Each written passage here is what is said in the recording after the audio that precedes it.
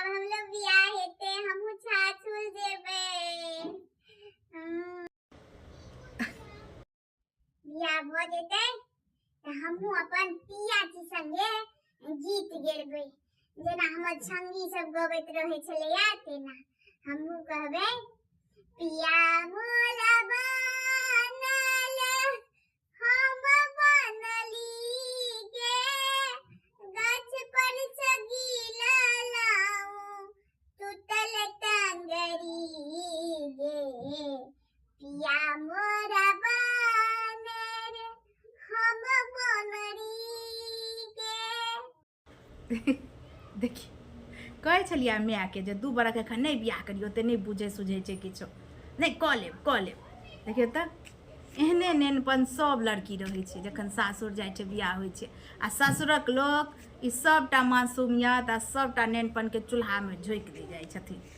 22-23 साल के लड़की सब 50 साल वाला औरत वाला उम्मीद करे छथिन आ खोरा ढारी क के राख दे छथिन। गया कनमी गए बर्तन माज पड़तो कपड़ा खींच पड़तो चाय बनाब पड़तो भोर साँझ तोरा झाड़ू पोछा कर पड़तो।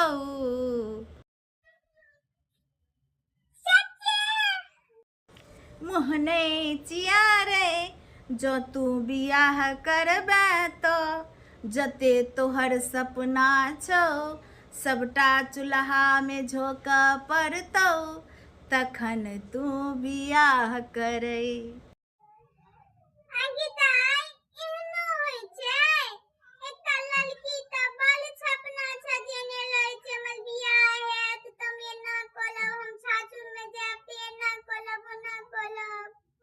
हाँ गे बउआ अपन सबके समाज में सासुरो 2 तरहक होइ छे। एकटा ससुरक लोक रहे छथिन जे बदमाशो पुतोह के सज्जन बना के रखे छथिन आ एकटा ससुरक लोक एहनो रहे छथिन जे गायो सन पुतोह के बदियल बना दे छथिन।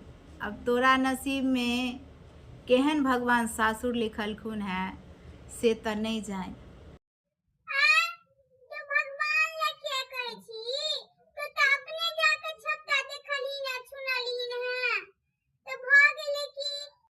आगे ऊपरे से देखलियन ने ऊपर से तो बात व्यवहार बड़ निक छलन है।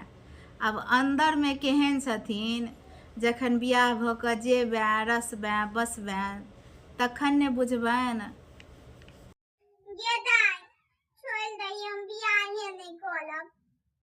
देखिए बियाह क्या नहीं करबे, अगर बदमाश हेथुन तो बदमाश के नीक बन क सज्जन बनबिया, ओहि दुआरे बियाह नहीं करबे।